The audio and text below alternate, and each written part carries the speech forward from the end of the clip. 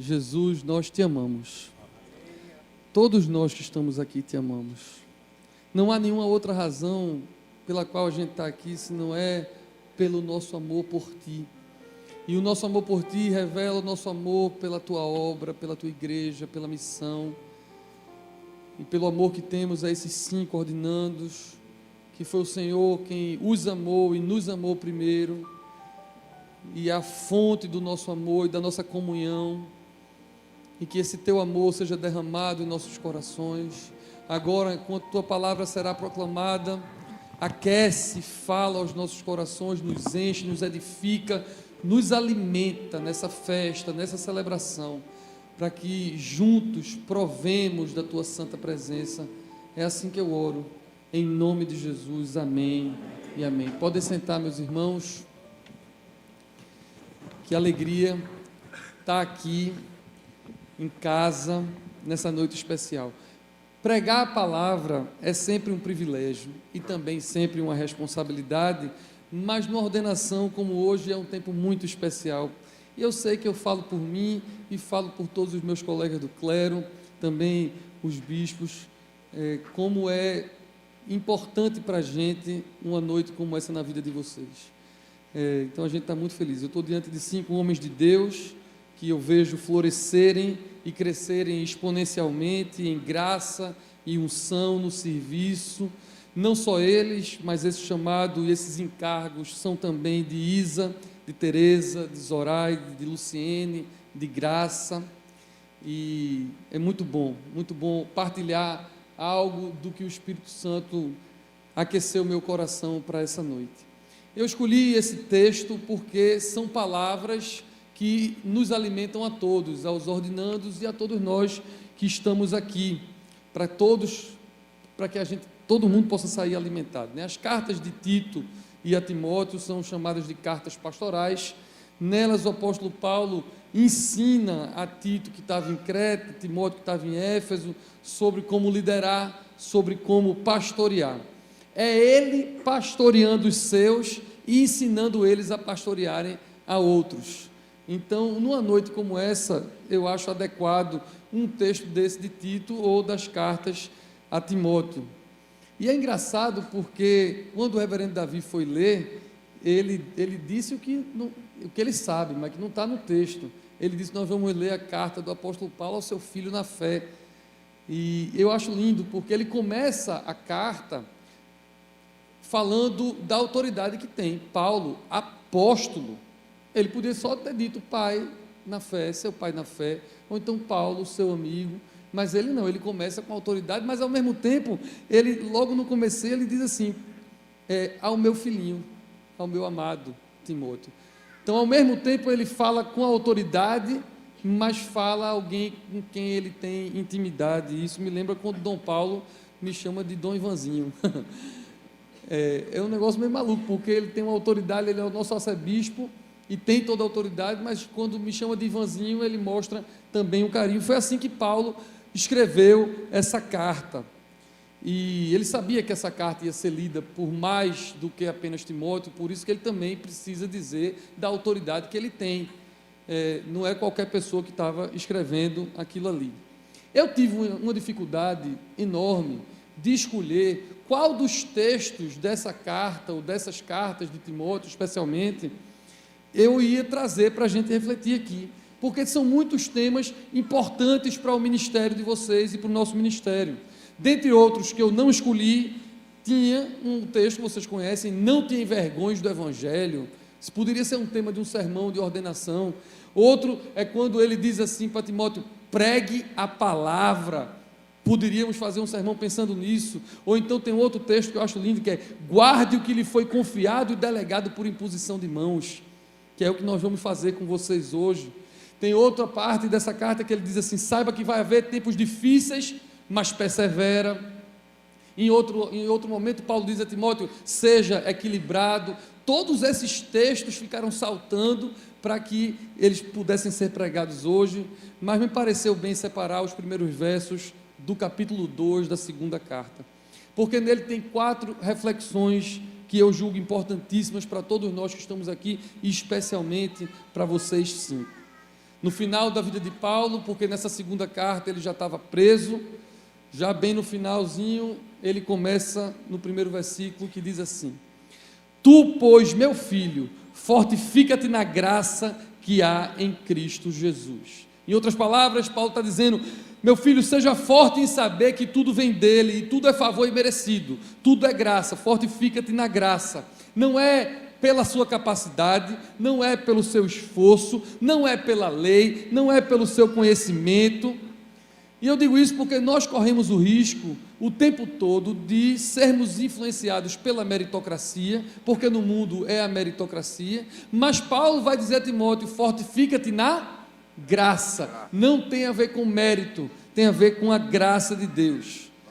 Se nós não cuidarmos, e isso é para todos nós, especialmente para todos nós do clero, especialmente para vocês, nós vamos ser tentados por esse mundo que quer fazer com que a gente entre em competição uns com os outros. Se nós não tivermos cuidado, nós vamos querer ter performances ministeriais, e o apóstolo Paulo está dizendo a Timóteo, ajudando ele a ser um bom pastor: fortifica-te na graça, no favor imerecido. Exercite saber, Timóteo, que nós vamos nos manter fiéis ao agir que é de Deus através de nós, não é a gente, é Deus. E eu entendo que intencionalmente todos nós devemos buscar, ler, orar, vir à igreja, crescer. Isso faz parte das disciplinas espirituais, mais ainda vocês 5 que estão se dispondo a ser servo de todos. Mas a gente não pode correr o risco de achar que algo vai vir pelo nosso esforço. A gente deve fazer, mas deve se fortalecer na graça que é em Jesus. Jesus diz assim: sem mim nada podeis fazer. Pode estudar o que for, pode se preparar o que for, pode competir com quem for, a maior performance do mundo, se não for forte na graça de Deus, não vai adiantar nada. Se não for por amor, você pode botar o seu corpo para ser queimado, você pode performar o que for, o apóstolo Paulo vai dizer em 1 Coríntios 13, mas de nada vai servir. Portanto, fortifiquem-se na graça que há em Cristo Jesus. A gente tem mania, porque somos pecadores e somos influenciados também pelo mundo, a gente tem mania de buscar a nossa fortaleza em outros lugares, buscar a nossa fortaleza nas nossas próprias capacidades, às vezes nas nossas experiências, às vezes em pessoas, e a gente trabalha política de igreja e quer achar que por outros caminhos a gente vai encontrar, às vezes nos nossos pais, nos nossos cônjuges e outros líderes, mas a nossa força vem do Senhor. A sua força vem do Senhor. É tudo sobre Ele. Amém? Amém. Mas o versículo 2 ele continua e diz, além de a gente se fortalecer na graça, ele diz assim: e o que de mim, entre muitas testemunhas ouviste, confia-o a homens fiéis, que sejam idôneos para também ensinarem a outros. E eu acho isso um maravilhoso insight sobre liderança, porque a gente sabe que um bom líder é aquele que é prescindível. Um bom líder não pode tudo depender dele, ou não pode que nada seja completamente dependente dele. Se tudo depender só de você, tem alguma coisa muito errada. As coisas têm que andar sem você. E Paulo está dizendo assim: forme outros líderes que possam ensinar também, servir também, sacrificar também, renunciar também. E essa palavra eu entendo ser importante nos dias de hoje, porque aqueles de nós que performam, aqueles de nós que não estão fortificados em graça, a gente tende a reter, a gente tende a querer ser útil por um problema de autoestima, a gente quer ser estimado, a gente quer ser escutado, a gente quer que precisem da gente. Então muitas coisas a gente retém e não treina, não capacita, não lidera, não envia, porque a gente quer uma reserva de mercado, se é que eu posso dizer isso. Mas isso acontece na prática, infelizmente. Mas o apóstolo Paulo está dizendo assim: tudo que você ouviu, confia a outros homens fiéis capazes de ensinar a outras pessoas. Eu acho isso a coisa mais linda. Luiz Hermínio, ele escreveu um livro que eu ganhei de presente de Dona Ruth. Vocês sabem que é a Dona Ruth, esposa de Marco. Vocês sabem que é uma pessoa muito importante na minha vida, perto da minha... Não foi um outro momento, não me lembro quando é que foi. Ela me deu um livro de Luiz Hermínio e ela pediu para eu ler um capítulo, especificamente, que ela disse que quando ela leu, Deus estava falando com ela para me dar. E algo que ele escreveu me impactou muito. Ele disse assim: não envie outros líderes para expandir a igreja, envie outros líderes para levarem o seu coração. Veja como é diferente. O apóstolo Paulo está dizendo a Timóteo: capacite outros líderes, outros que sejam capazes também. E a Luiz Hermínio pegou esse insight e disse assim: não envie como numa empresa, num gerente, para enviar e aumentar. Envie alguém que carregue o seu coração. Eu sei que quando Dom Paulo me ordenou, alguns anos atrás, ele conhecia o meu coração e sabia que eu carregaria o coração dele e o coração do Pai. E essa ordenação está acontecendo hoje porque nós conhecemos os seus 5 corações na mesma unção. Eu sei que vocês amam o Senhor, pregam a graça de Deus, carregam um coração missionário, e é por isso que Paulo chama Timóteo de filhinho, porque Timóteo também carregava o coração dele, e vocês carregam o coração do Pai. Vocês 5, em conversas que a gente teve, todos falaram para mim da importância do nosso querido Dom Alexandre Ximenes na vida de vocês, do impacto que o ministério dele teve sobre vocês. Então vocês 5 carregam o coração do Pai e carregam um testemunho, o coração do seu bispo diocesano, Dom Alexandre Ximenes. Eu sei que vocês vão fazer isso, e o que ele está fazendo com vocês hoje, vocês vão fazer com outros, porque é assim que o apóstolo Paulo está mandando a gente fazer. Se eu pudesse dizer uma característica do nosso Dom Alexandre que vocês precisam carregar com o coração dele, é a perseverança dele.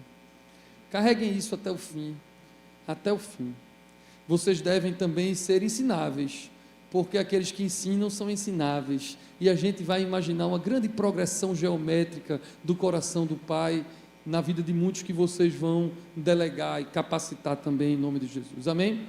Versículo 3 diz assim: tu, pois, sofre as aflições como um bom soldado de Jesus Cristo. Tu, pois, você ensina os outros para ensinarem também, mas tu sofre as aflições como um bom soldado de Cristo.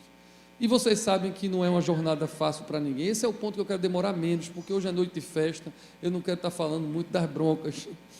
Mas vocês sabem que não é uma jornada fácil, muito menos para os ministros e bispos. Dom Paulo gosta de dizer que para os pastores é ai, para os bispos, que somos nós aqui, ai, ai.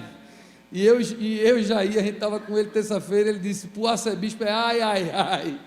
Não é assim que ele diz? É muito ai. A gente sabe que é assim. Ele gosta de dizer: prepara o lombo, que o chumbo é grosso. Mas se foi difícil para o nosso Senhor Jesus, por que seria fácil para a gente? Nós somos seus seguidores, nós queremos tudo.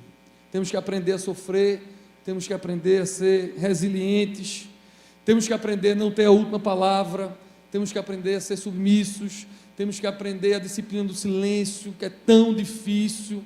Eu sei que para mim é muito difícil, para vocês também deve ser, mas são sofrimentos que a gente na vida aprende a sofrer por Cristo e por sua igreja. A palavra diz: no mundo tereis aflições, mas ele venceu o mundo, e eu não preciso de um encorajamento maior do que esse de Jesus. Ele venceu o mundo. Essa é a melhor notícia. Mas vamos logo para o versículo 4, que eu não quero falar de tristeza hoje. No versículo 4, Paulo diz assim: ninguém que milita se embaraça com negócios dessa vida, a fim de agradar aquele que o alistou para a guerra. Meus irmãos, todos vocês que estão aqui, porque isso vale para cada um de nós, o nosso foco é na vida eterna, é no reino de Deus, que não é desse mundo. Amém.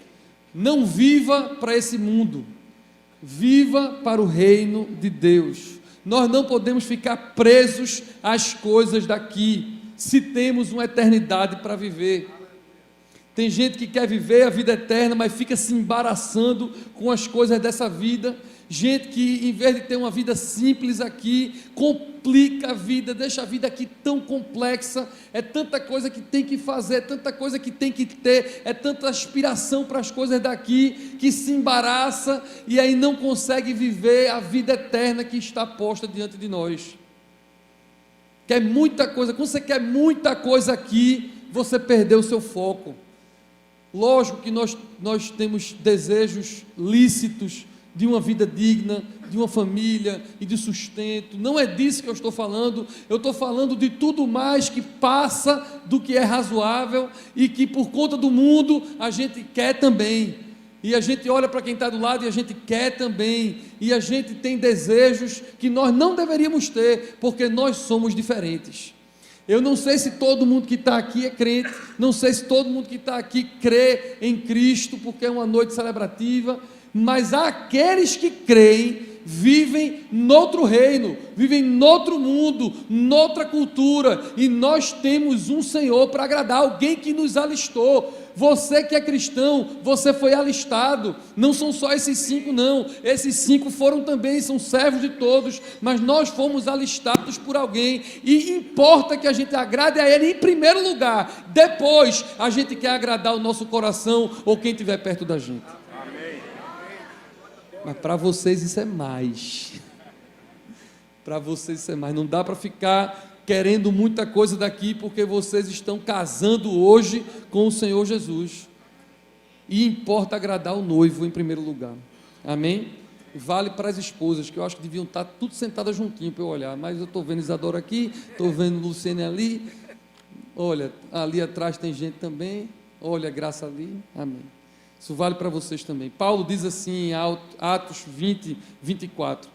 Veja que coisa linda. Nada tenho a minha vida por preciosa, contanto que cumpra com alegria a minha carreira e o ministério que recebi do Senhor Jesus. Que coisa mais linda.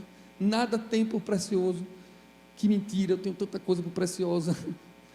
Eu tenho a minha princesa, minha esposa, meus filhos, eu tenho tanta coisa que eu acho por precioso. Mas vocês entendem que o apóstolo Paulo está dizendo aqui, que a prioridade, nada é mais importante para ele do que cumprir com alegria a carreira e o ministério que ele recebeu. E eu sei que os meus amigos do clero se emocionam comigo, porque todos eles vivem isso. E vocês também hoje. E o povo não entende. Agora eu vou falar só para vocês aqui, essa parte de cá. Esse povo não entende não. Dom Paulo sempre me ensinou isso e eu achava que ele estava errado, porque eu era um jovem arrogante, achava que eu estava certo e ele estava errado, mas agora eu vejo que ele estava certo desde o início. Ele dizia assim para mim, Rodolfo já ouviu isso, ele dizer na minha frente, ele disse para mim e para Rodolfo já, ele disse, meu filho, quem ama a igreja é o pastor. E eu não era pastor, e eu dizia, não, tem muita ovelha que ama a igreja, a gente ama a igreja, mas eu sabia, agora eu vejo o que ele está dizendo.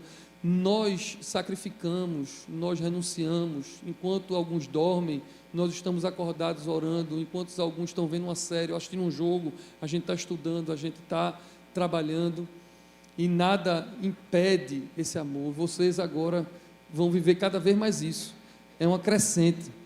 Ah, pastor Ivanzinho, eu não sei como é que funciona isso agora, vocês vão começar a ver. Banjo é pai recente, Benjamin está por aqui, olha aqui a coisa mais linda. E mãe não, mãe ama filho de cara, porque filho nasce na barriga da mãe, é um amor. O pai ama, mas é um amor meio diferente, porque não está nascendo nele. O pai vai se apaixonando pelo filho a cada dia. Quando ele nasce é um amor, com uma semana é mais amor, com 2 anos é mais amor. Benjamin está com o quê? 2? 1 e 7, é muito amor. Quando esse menino tiver 15, Banjo vai estar babando. E o amor da gente parece que não termina nunca pelos nossos filhos, e vocês sabem que é assim, não é?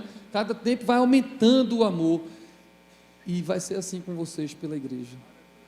Não tenha dúvida de que vai ser. Vocês já amam, porque todos vocês são servos ativos na igreja, mas com essa graça da ordem hoje, vocês vão ver como esse amor vai aumentar. E vocês não sabiam que tinham um coração para amar mais, e Deus vai fazer isso, porque a palavra de Deus diz que Ele levanta pastores para amar a igreja.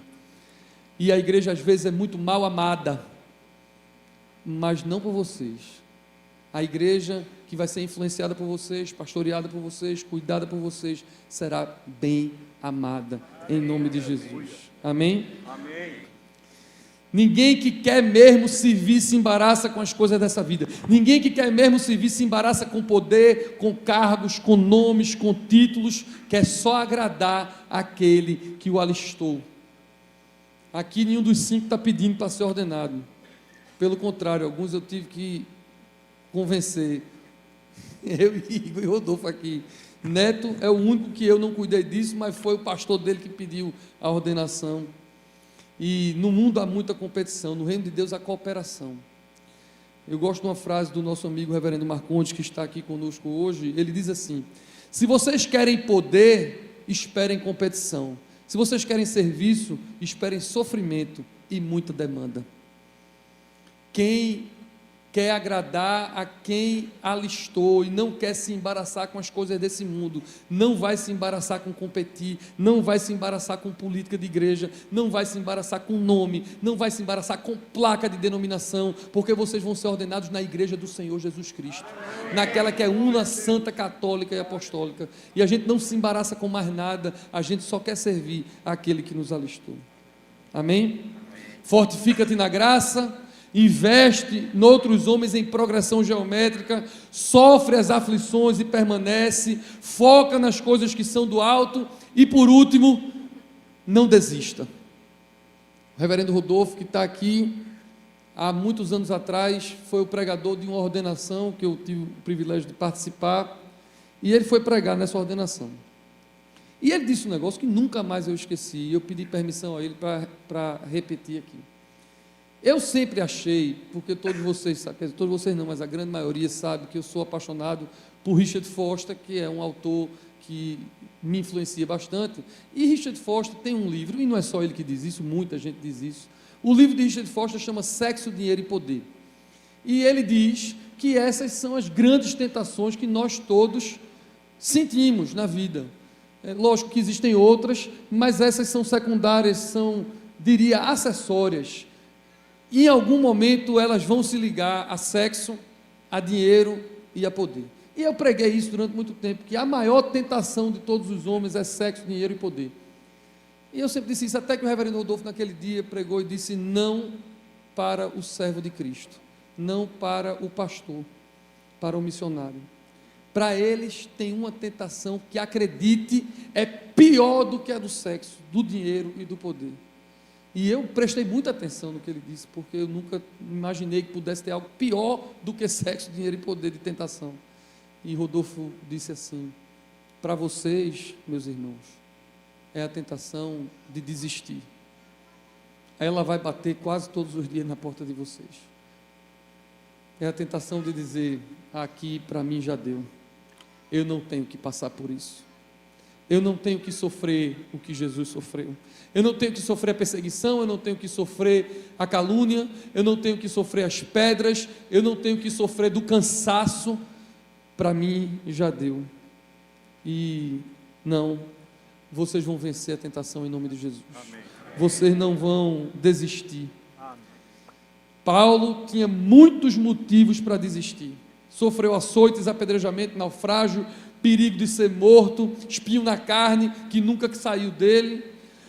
O que ele achava que era pior, que era o cuidado com as igrejas, não era nada que doesse no seu corpo, no seu bolso, nem nada, era o que fazia ele ficar sem dormir de noite, era o que para ele era pior, porque ele dizia: eu sofri açoites, eu sofri naufrágios, eu sofri apedrejamento, quase morte, e o pior, o cuidado das igrejas, aquilo que não fazia ele dormir, que estava lá na consciência dele o tempo todo. Mas ele foi até o fim, ele foi até a morte, e a minha oração é que todos nós aqui possamos ir até o fim, e até a morte, e depois da morte. Amém. E aí ele conta de um casal de missionários, que passou a vida inteira fora do seu país, numa terra bem distante, e eles pregaram e deram a vida em serviço, deram a vida toda em serviço. Quando já estavam no final da vida, bem velhinhos, eles decidiram então que podiam voltar para casa, para a igreja que os enviou. Já tinha passado 50 ou 60 anos da missão, e eles: vamos voltar para a nossa terra natal, vamos voltar para a igreja que nos enviou. E eles pegaram um navio, naquela época era assim que se transportava, passaram dias no navio voltando para casa. Antes disso tinham mandado cartas para a igreja, para a liderança da igreja que os tinha enviado tantos anos atrás, dizendo que eles estavam voltando, que iam em tal navio, que chegavam mais ou menos tal dia. e eles se prepararam para voltar e vieram no navio, um comentando com o outro como seria alegre essa volta, como eles iam estar felizes de voltar para casa, para os familiares, para aquela igreja que os enviou, como eles estavam ansiosos por aquela aposentadoria de tranquilidade, e vinham felizes. E quando o navio estava chegando perto da cidade, eles ficaram mais felizes ainda, porque ouviram um barulho de uma banda marcial que estava tocando, como numa recepção, e eles já imaginaram que a igreja tinha preparado uma grande recepção para eles, depois de tantos anos no ministério lá fora, sacrificando, dando a vida, eles iam agora ter uma recepção, iam ser abençoados, e eles ficaram felizes, e o navio atracou, e as pessoas foram descendo, e a banda parou de tocar, e eles procuraram a sua igreja, os seus membros, os seus amigos, e ninguém tinha ido buscar eles naquele lugar. Eles frustraram-se com a expectativa de que iam ter uma calorosa recepção, e foi ninguém esperando eles naquele lugar.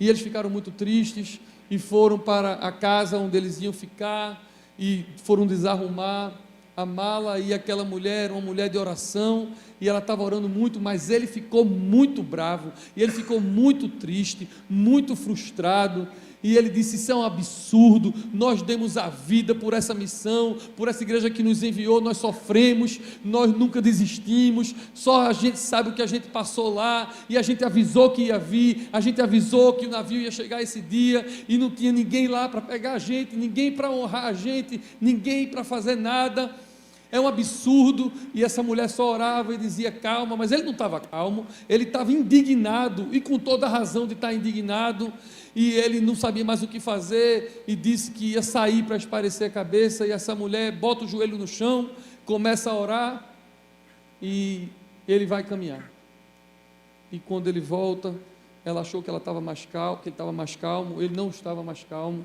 mas ela, cheia do Espírito Santo, e ela disse: meu filho, calma, Deus tem um plano. E aí ele virou e disse: eu nunca imaginei que esse ia ser o nosso fim.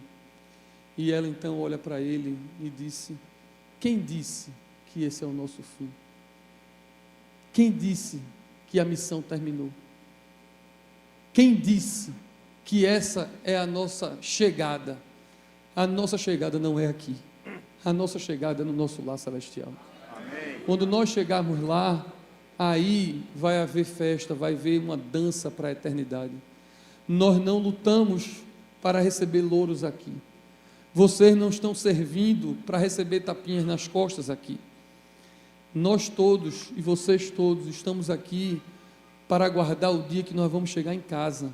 A casa deles não era onde aquele navio atracou. A casa deles é o lar celestial. E aquele homem então disse: você está certa, vamos orar e seguir uma vida. A minha oração maior é que vocês entendam isso. Queria que vocês ficassem de pé, os 5. Neto, João, eu ia dizer Arthur, mas é melhor Banjo, né? Eu posso dizer Lindinho, Marcênio e Ronaldo. Vocês são respostas de oração. O profeta Jeremias 3,15 diz: dar-vos-ei pastores segundo o meu coração, os quais vos apacentarão com ciência e com inteligência. Nós temos orado, eu, o reverendo Igor, o reverendo Rodolfo, todo o clero da igreja, nós temos orado: Deus, manda mais ceifeiros, a tua seara está aí, e vocês são resposta da nossa oração. Vocês são a resposta da oração de Jesus, e eu quero que vocês saiam daqui entendendo isso. É muito mais do que o seu chamado pessoal, é muito mais do que a sua família. Vocês são a resposta de oração de comunidades inteiras, de igrejas e de pessoas que nem sabem que vão ser impactadas pelo vosso ministério. E eu quero terminar essa mensagem olhando no rostinho de cada um de vocês e lembrando daquele final do Evangelho de João, quando Jesus estava restaurando o ministério de Pedro. Jesus fez algumas perguntas que você já sabe quais são e recebeu uma resposta. E eu queria que você fechasse agora o olho, e eu queria que você só imaginasse Jesus dizendo a cada um de vocês 5: Neto, tu me amas, apacenta as minhas ovelhas. João Elias, tu me amas, apacenta as minhas ovelhas. Arthur, tu me amas, apacenta as minhas ovelhas. Marcênio, tu me amas, apacenta as minhas ovelhas. Ronaldo, tu me amas, apacenta as minhas ovelhas. Que Deus os abençoe a fazer isso. Que Deus nos abençoe para apoiar os vossos ministérios. E é assim que nós oramos em nome do Pai, do Filho e do Espírito Santo. Amém. Deus os abençoe.